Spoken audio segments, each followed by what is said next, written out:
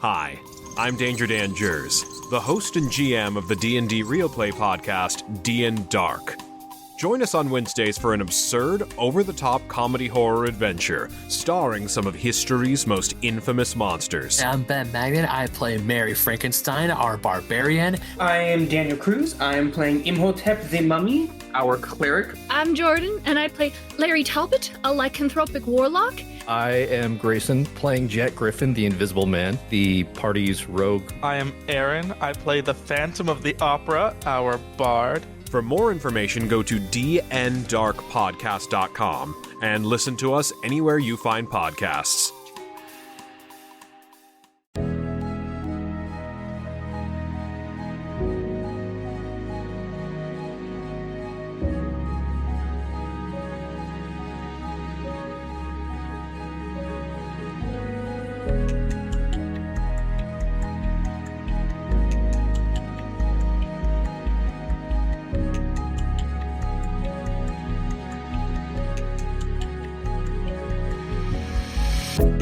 Hey everybody, I would like to welcome you to another episode of Pop Culture Gems. This is a series where we talk to amazing creators, artists, cosplayers, voice actors, and so much more. If you like the interviews we do with these terrific guests, give us a thumbs up and subscribe to our YouTube channel, the CFG channel. We also release Pop Culture Gems on all podcast services out there, or go to our main website, confreaksandgeeks.com, to not miss an episode.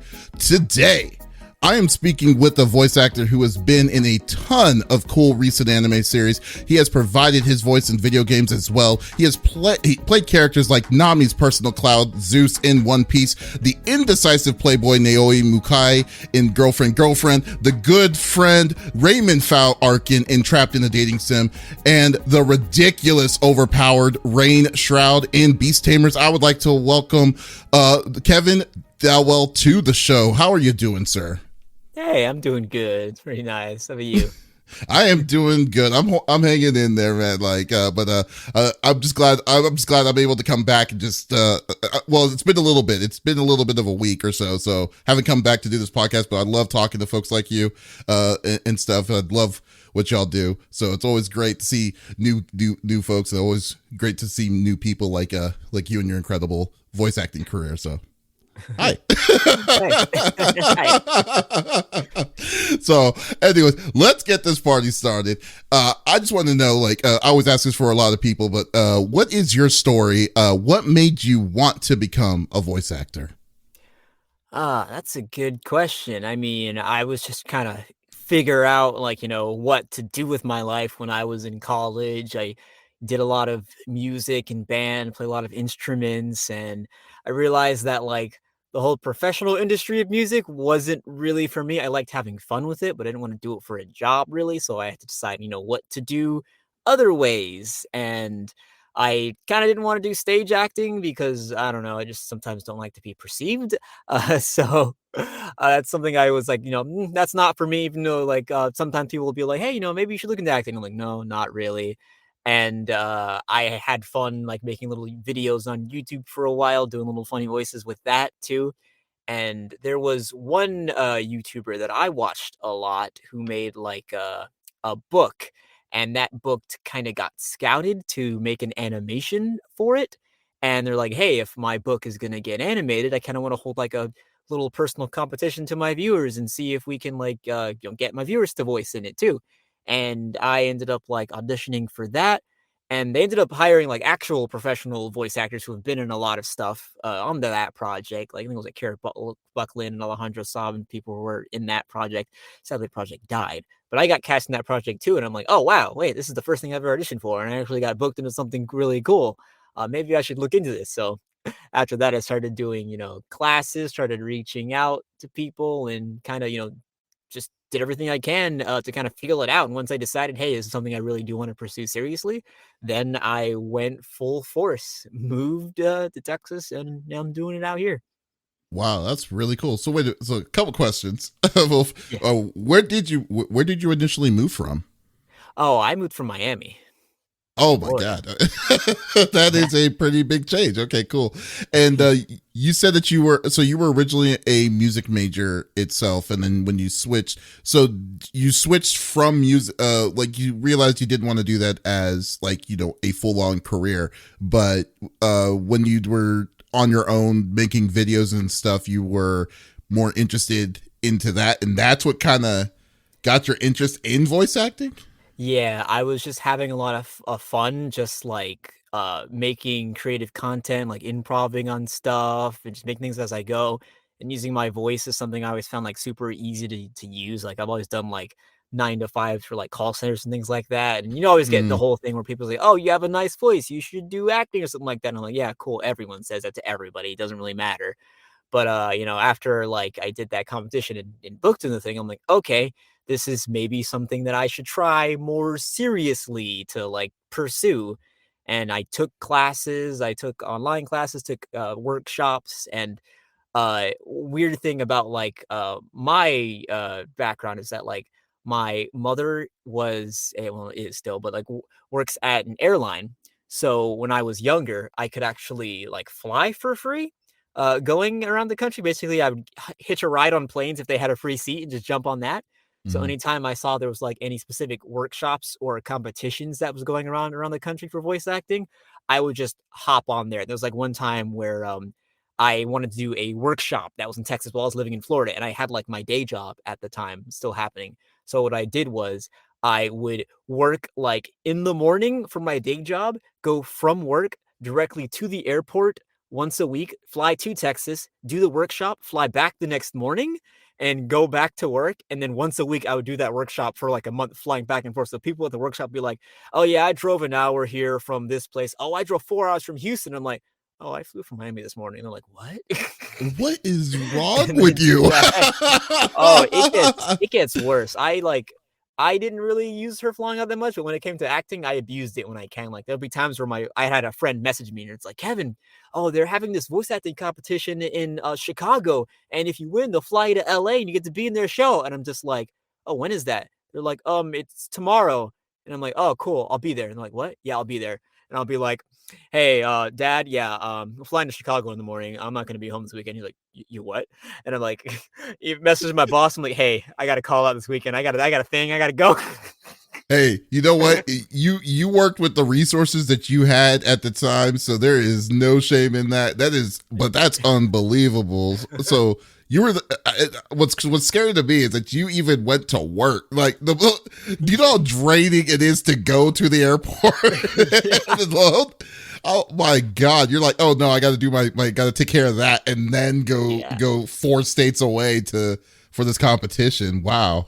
I was trying to save up for a move, so I'm like, anything I can do to still try to make as much money as I can while still pursuing my dream. Like I don't want to throw one away for the other. I still got to do what you got to do. Like heck, even to this day, like I still work a 9 to 5 just to make sure that I'm just okay financially, like have like any benefits I want. Like I'm only part time right now, but Mhm. as things are going right now, I'm probably gonna leave that job in the next couple months anyway. But I've like one that makes sure like if I can keep the little balance between like my passion and being sensible as an adult at the same time, and once things get a little just enough out of balance that I know, okay, I'm doing well enough with one side where I can drop the other, but I'm holding off until it's like, just too much to handle. Then I stop, which probably isn't the smartest thing to do, but like I'm crazy. I'm workaholic, so whatever.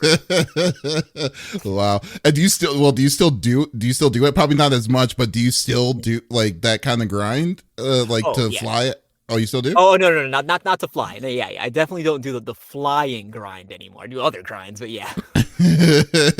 Hey, you got to respect the hustle. I definitely respect that. So, and do you have a personal preference when you do a project, or if you like had to choose a project between voice acting a character in an anime or gaming?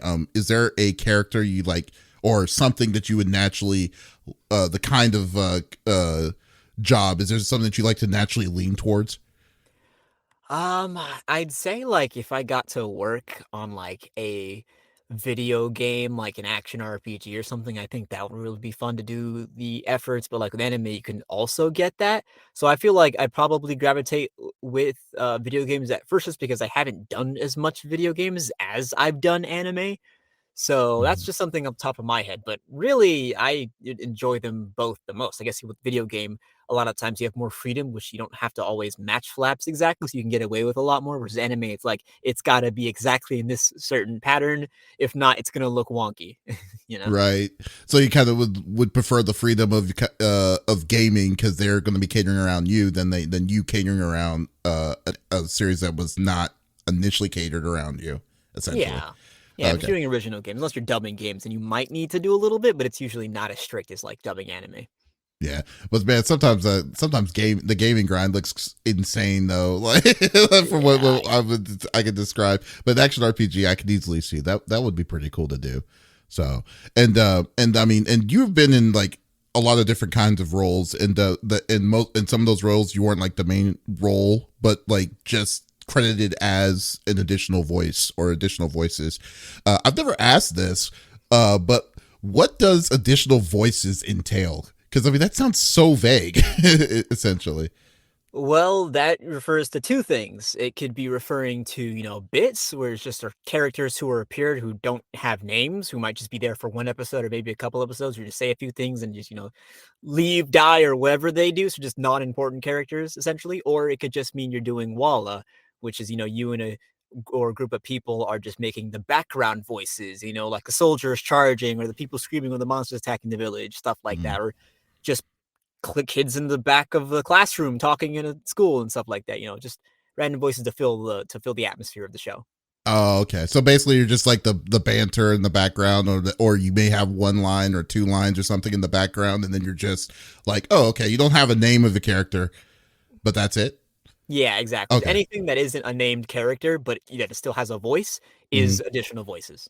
Okay, cool. Yeah, okay, it's actually kind of funny because I don't know, I'm old school. So I'm sure you've watched Dragon Ball Z before. Yeah. But have you ever heard of the Ocean dub Dragon Ball Z? Right. Okay. Right. Have you ever seen it? Yeah.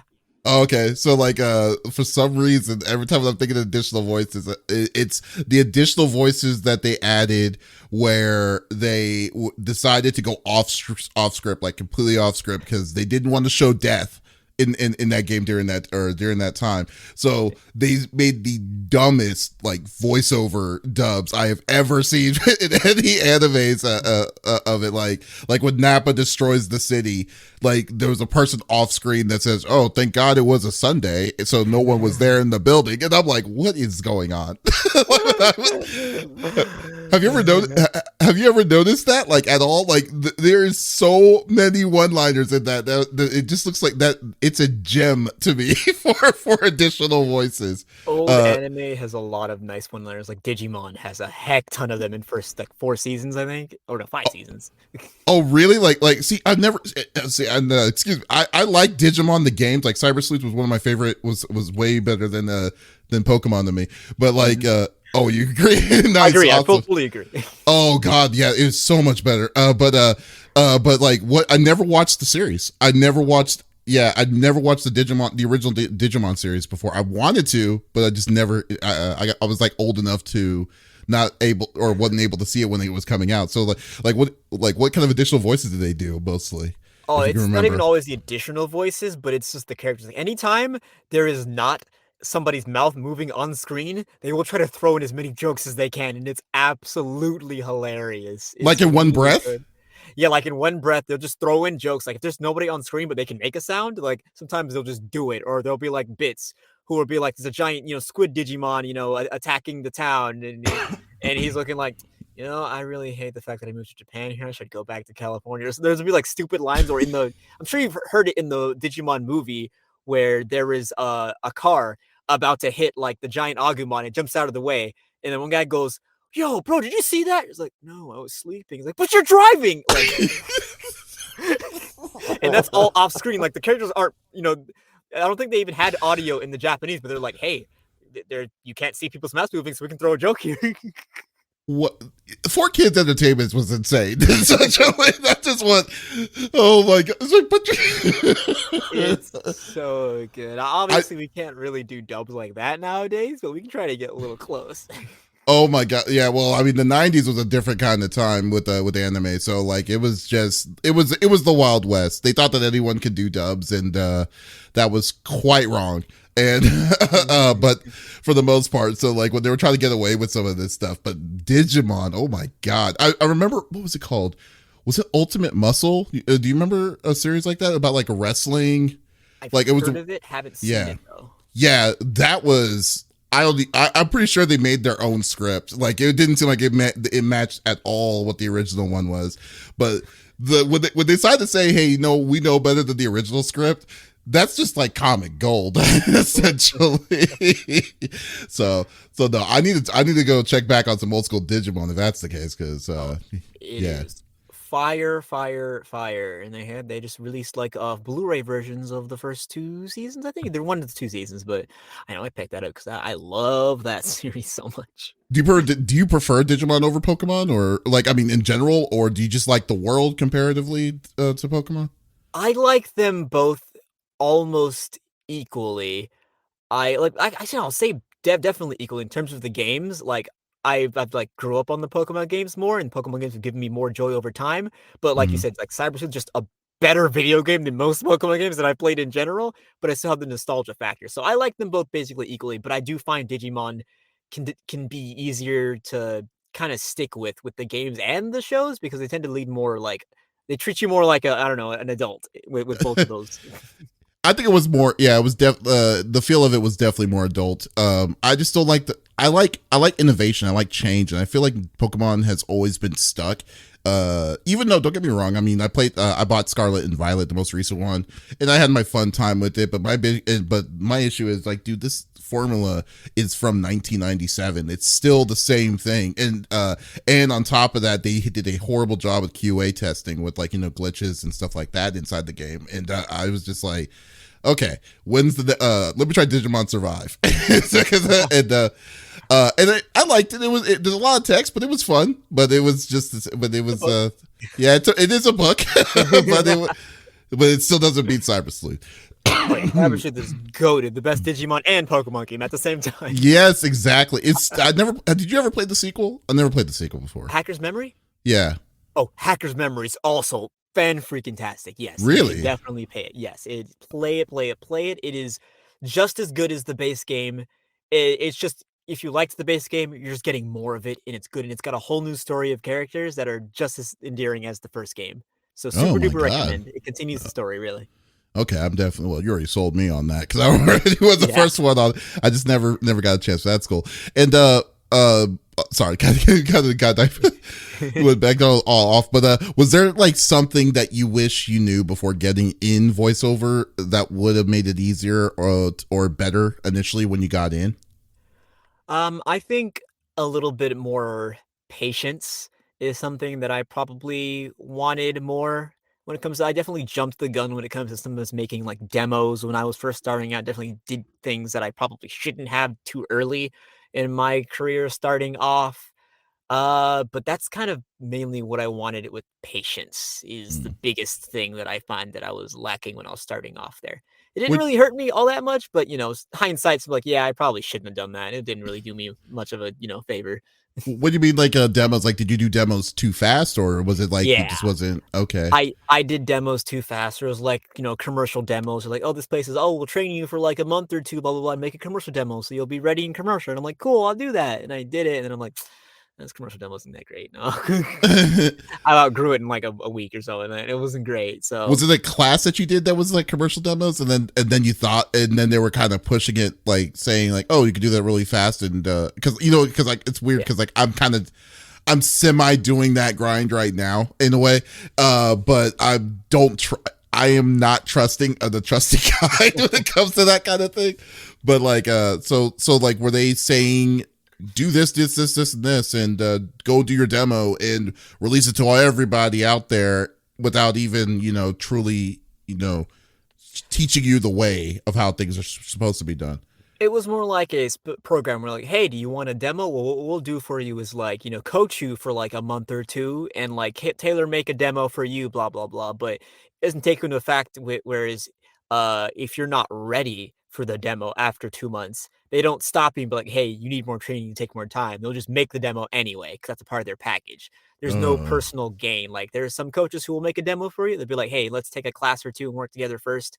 And they'll be like, "Hey, now that I've worked with you, I think you're not ready for this demo yet, and you should take more classes, take more time before making it." Or they'll be like, "Yeah, you're ready. We can do this." Actual like personalization to your experience with them.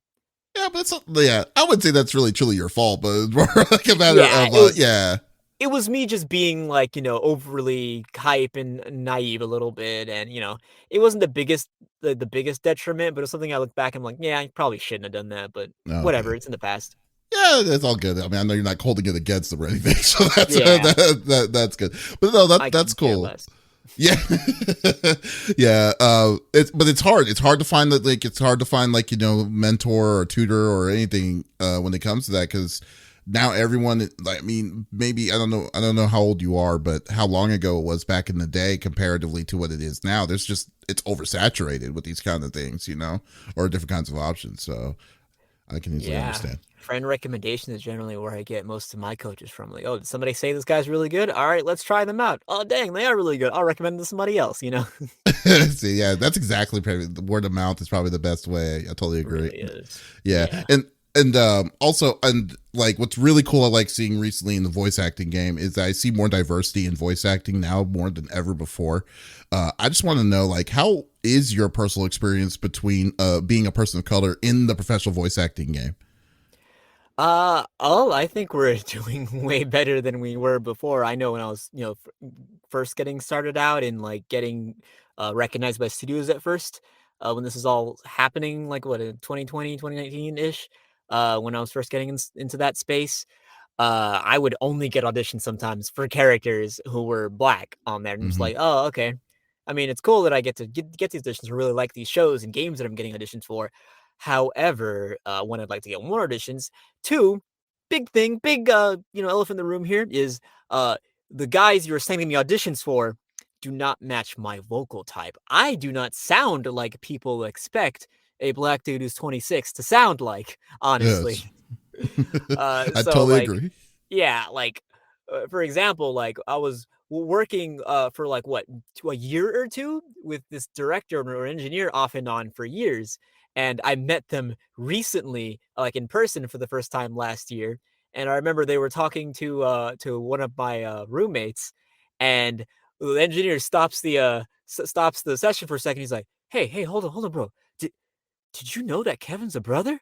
And they're like, What you mean? I just looked up his LinkedIn, like, I see his profile picture. He's black." They're like, "What?" And they needed to work with me for like over a year and didn't know I was black the whole time. Did y'all not use Not the first webcams time. like at all, or? And we didn't need them. We're just here for the voice. Oh, We never that's turned them funny. on. That is funny. Oh man, Yeah.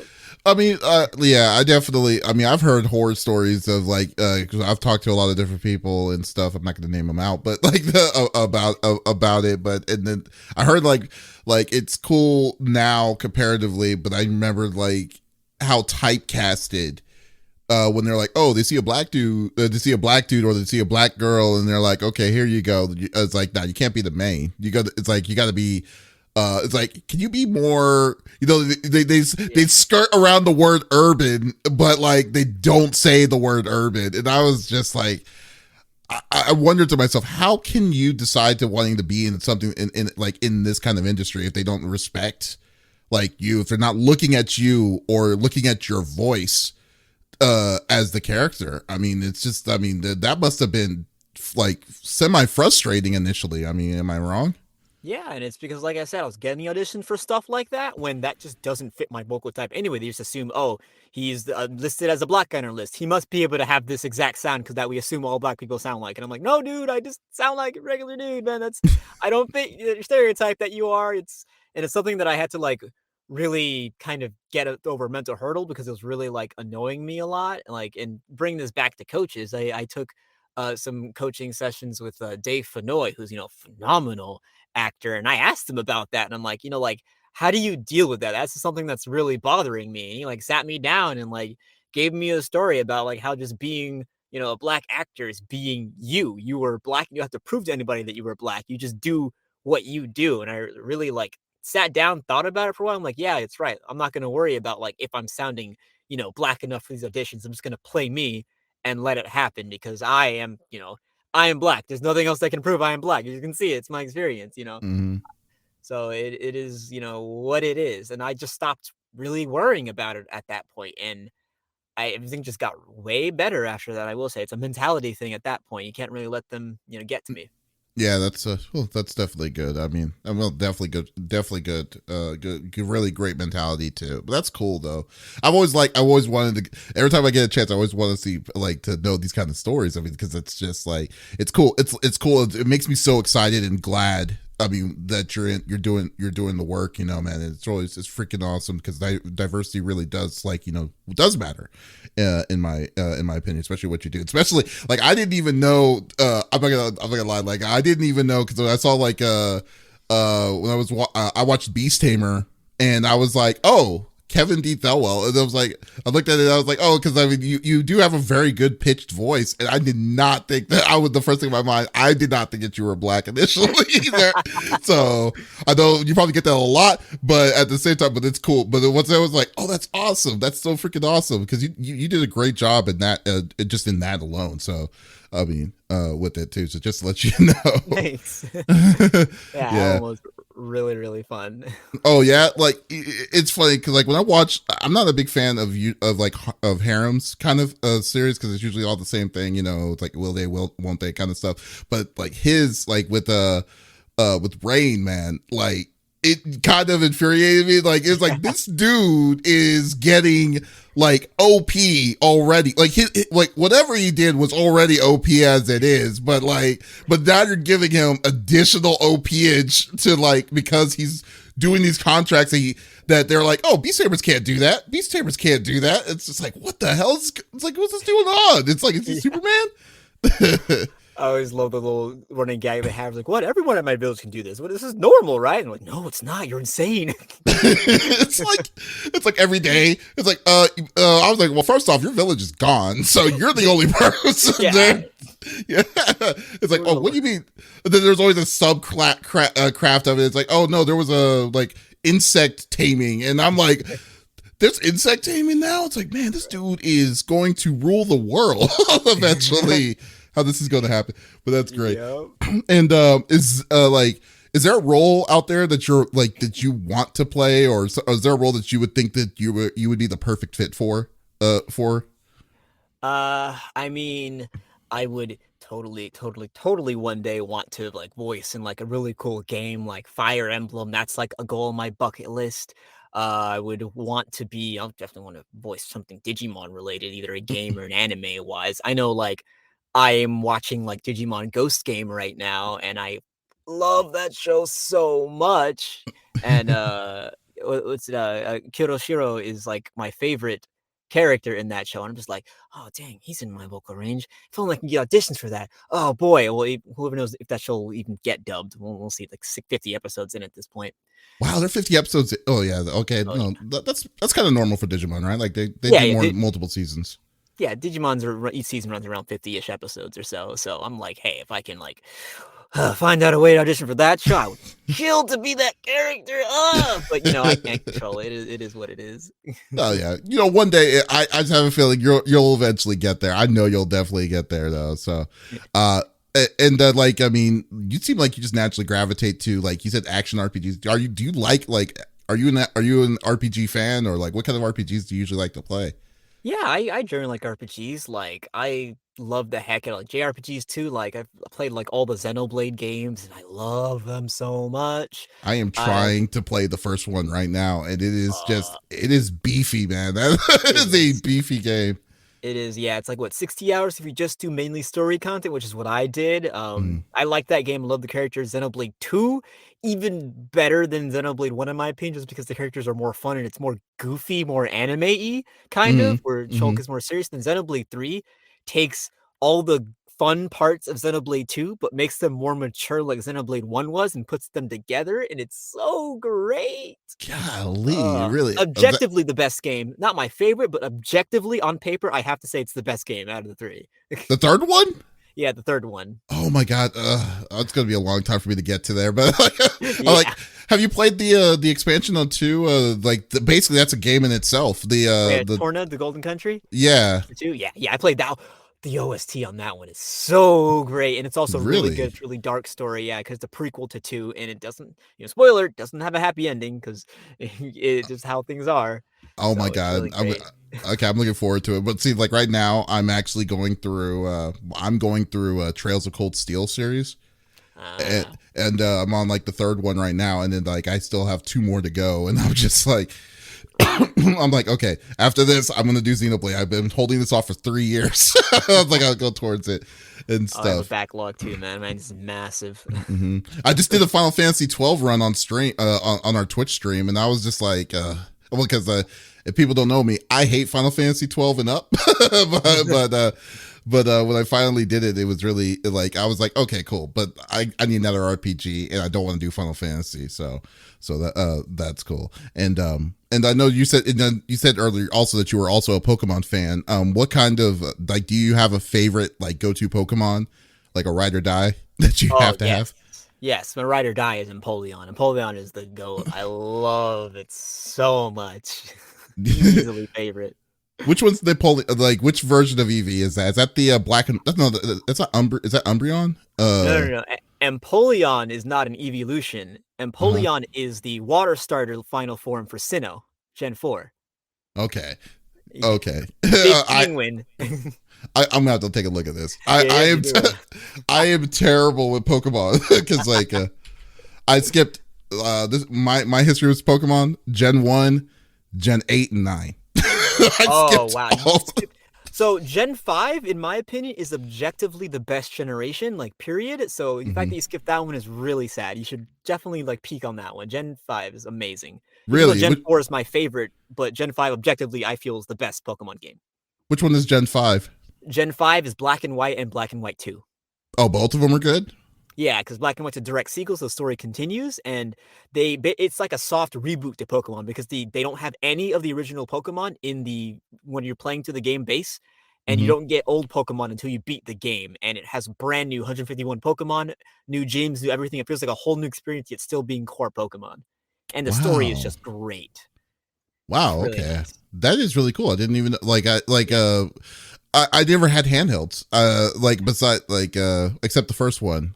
First one that kind of came out of nowhere. But like most of the other ones has been on Switch. That's my exposure. So everything is usually new to me on that. I gotcha. Yeah. So yeah. I'd say Black and White's objectively the best, and it has one of the best stories. And then Sun and Moon, base Sun and Moon, not Ultra Sun and Moon, because then we talk about Ultra, but base Sun and Moon has one of the most compelling character arc stories in Pokemon, period, because it really tackles a lot of growth with your rival characters and just like handles like parental mental health and abuse in the family, and it's really cool. It's really nice. Oh wow, that's great. Yeah, it's like dark. Oh, that's pretty. Yeah. Okay. I need to definitely check it. The problem is Black and White and Black and White 2 are insanely expensive right now. Yeah. If they make a ROM of it, that's why haven't they made like a greatest hit or something like that, or a Twitch? That would be, or not Twitch, but a Switch store or something of it. That would be nice. I'm sure, like if 3DS games or something gets added to Switch eShop, they might do that too. Because we're like what Game Boy Advance we just started on, so they might put some Pokemon games on there. Yeah, that would be great if they ever decide to say, yeah, okay, we'll do that. Or, Switch Remaster, just don't make it like Brilliant Diamond, Shining Pearl, because I don't like how they did that. But, they can give it a true remake. That would be amazing. Really? Why didn't you like that? They look like it. It was a good core experience, I guess, but it wasn't. It was more like a hard port than a remaster. It was just a prettier port. They just took everything from the DS and didn't update anything. They just took the base game core and just moved it over and put a new coat of paint on it. So it was Diamond and Pearl, yeah, which I love those games, but it wasn't the remaster that like Fire Red and Leaf Green were, Soul Silver Heart Gold were, or like Omega Ruby Alpha Sapphire. Those were true remakes. Those were new games, like reinvented how the original games were. Oh, so basically it was just like, oh, okay, they said, oh, this is a remake, but it really, this is a remake, but really it was just like, hey, let's paint the colors a little bit brighter, and then we'll call it a remake, but we haven't done anything else to the game. Like, again, visually, they're using 3D models now. They're doing all this stuff, so it is visually a new style. But like, they kept the chibis for it. They didn't go full model. They basically pulled everything from the core game is exactly the same. There's no new Pokemon. Everything's the same basically.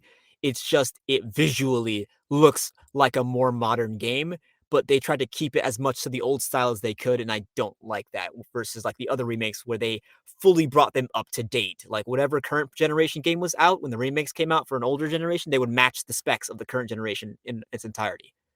Yeah, I kind of feel sad. You know, it's funny because like I also do another podcast, shameless plug, CFG Gamecast, that we like to do. Like we do a lot of discussions, and then I've gotten into the discussion of Pokemon itself in general. That I feel that they've been kind of lazy when it comes to like for as important as the IP of Pokemon is, you would think that they would treat it to the level of like, you know, Mario or, you know, Donkey Kong, like, you know, the big ones that they have, because they usually treat their big hitters like really, really well, like with Zelda and stuff. But to me, like, I just feel like Pokemon itself has been not only stagnant, but the most previous ones have been fairly lazy. Like they were recycling the old sprites in the original in 8 and 9, like in the previous generation. They didn't change much to what the handheld version was, and then now this one was frame drops,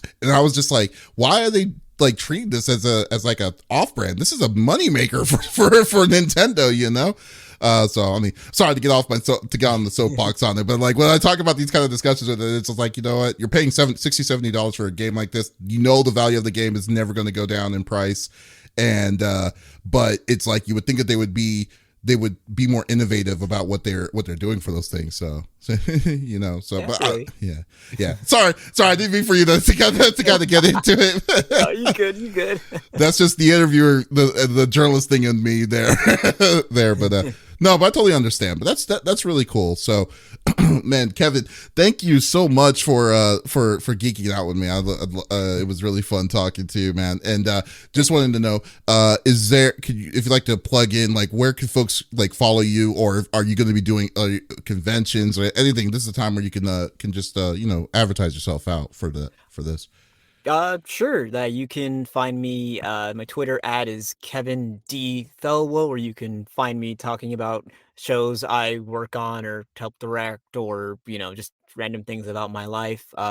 You can, like we talked about before, I would suggest that if you want to hear things that I'm in, and I guess hear me talk a lot, you can watch Girlfriend, because I play Nalia in that, titular boyfriend of Girlfriend. I play titular Beast Tamer in Beast Tamer Rain, and then I play titular Iceblade Sorcerer in the Iceblade Sorcerer Shall Rule the World, which is like airing like right now. We're doing the dub for that, so definitely check all those out, because those are all really fun shows that I've got to work on. I have not. Let me say stupid shit. So. Girlfriend was like, you know, like another show that I was like, man, this dude is straight playboy. But I have to say, yeah, right. Am I wrong? Like that dude was wow. He's honest to a fault. You want to see a playboy? You watch Iceblade Sorcerer, because what he does is criminal. You're like, whoa, this isn't allowed. This man, he has to be stopped. No. Are you serious? Oh my god! Oh, yeah, like Nalia is just really stupid, and he's honest, and people like him because he's earnest. But like Ray and Iceblade, he'll be like, well, I've only known women my entire life, so therefore this is the only way I can talk to them. Let me get close to you and to your face so I can really know how you feel. Like he's. Oh my god. Madam, what do you mean your clothes are gone? It's fine. I've seen a woman's bosom all of my life. It's okay. I was gonna talk like that, but watch that show and you'll understand. Like in the comments of every episode, that it was like, oh, the Rizblade Sorcerer strikes again. Well, Kevin, you probably need to take like a shower every time you do an episode of that. It is. I mean, we have a lot of fun in the booth with that one. Now he's the stupid one, Rain is the super nice one, and then Ray is the I don't know what's going on. He's a war criminal.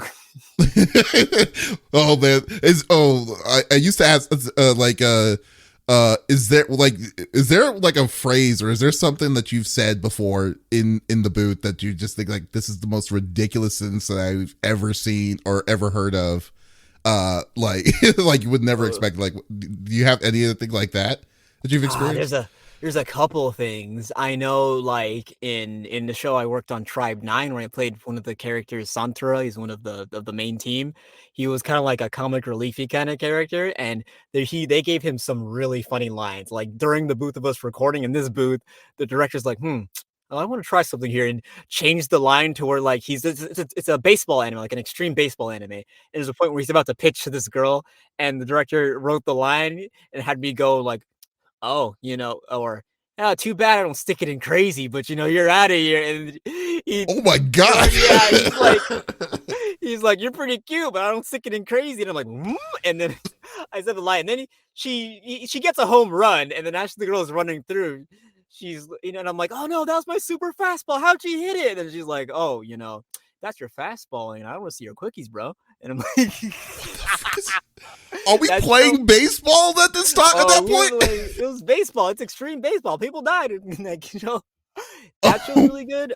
Girlfriend. I had to say a lot of stupid stuff. Like, some of the really funny stuff I got to say was like, because like the main writer for that show was Maddie Morris, who also played one of the main girls in that show.